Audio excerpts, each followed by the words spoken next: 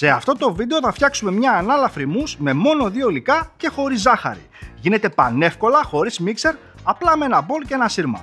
Η συνταγή είναι πάρα πολύ εύκολη. Θα ξεκινήσω πρώτα από την κουβερτούρα. Θα χρειαστώ ένα ξύλο κοπής. Έχω 200 γραμμάρια κουβερτούρα με 52% κακάο χωρίς ζάχαρη. Θα την κόψω σε μικρά κομμάτια.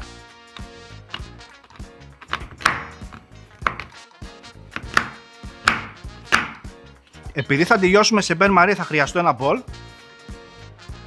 κατσαρολάκι, μέσα και η κουβερτούρα. Θα χρειαστώ μια σπάτουλα για να ανακατέψω. Έχουμε χαμηλή θερμοκρασία και ανακατεύουμε με απαλές κινήσεις ώστε να μας λιώσει σωστά η κουβερτούρα.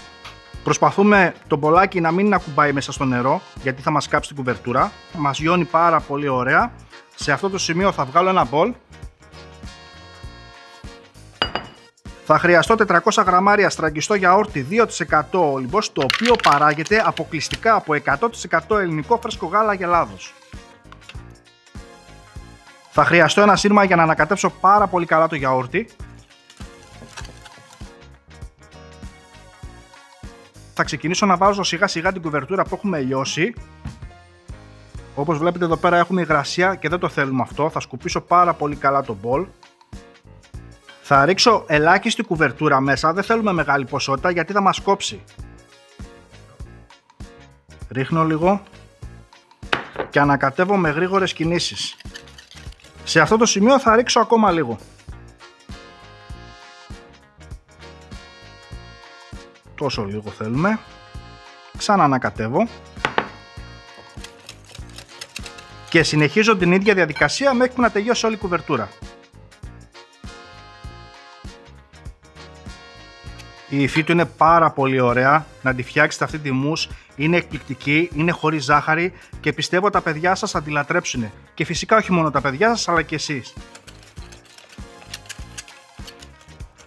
Θέλω να δείτε πώς γυαλίζει το μείγμα, αυτό θέλουμε. Το σύρμα έχει κάνει τη δουλειά του, θα πάει στα άπλυτα και θα συνεχίσω με τη σπάτουλα, έτσι για να πάρουμε τα υπολείμματα από τα τυχώματα. Δείτε πόση ωραία μους έχει γίνει, έτσι, δείτε εδώ. Και είμαστε έτοιμοι να σερβίρουμε, έχει γίνει πάρα πολύ ωραία. Εγώ θα τη βάλω σε ένα κορνέ. Έχω ετοιμάσει ένα κορνέ εδώ με μύτη για να κάνω σχέδια. Φυσικά εσείς με ένα κουτάλι, σε ποτηράκι και κομπλέ.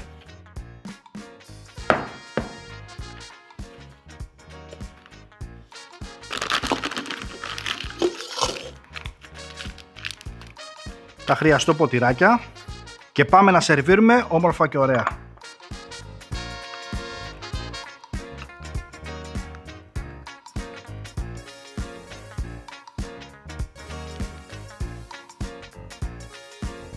Θα κλείσουμε πολύ όμορφα. Θα βάλω σμέουρα από πάνω για να δώσουμε και χρώμα. Εσείς αν δεν θέλετε να βάλετε σμέουρα μπορείτε να τρίψετε κουβερτούρα, μπορείτε να βάλετε ξηρό καρπό, τριμμένο μπισκότο, ό,τι εσείς επιθυμείτε. Και ήρθε ώρα της δοκιμής. Θα πάρω ένα κουταλάκι. Έχει απίστευτη υφή.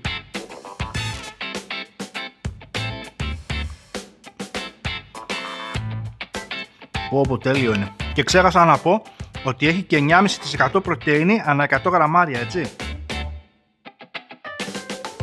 Με 2 μόνο υλικά μπορείτε να φτιάξετε κάτι τόσο όμορφο, ωραίο, εύκολο και πιστεύω ότι τα παιδιά σας, αλλά όχι μόνο, θα το λατρέψουν. Άλλο ένα βίντεο φίλοι μου έχει τελειώσει, μην ξεχνάτε να κάνετε ένα like και μια κοινοποίηση γιατί έτσι με βοηθάτε να συνεχίσω να σας δίνω τόσο όμορφες συνταγές. Μέχρι την επόμενη συνταγή να περνάτε καλά, γεια σας!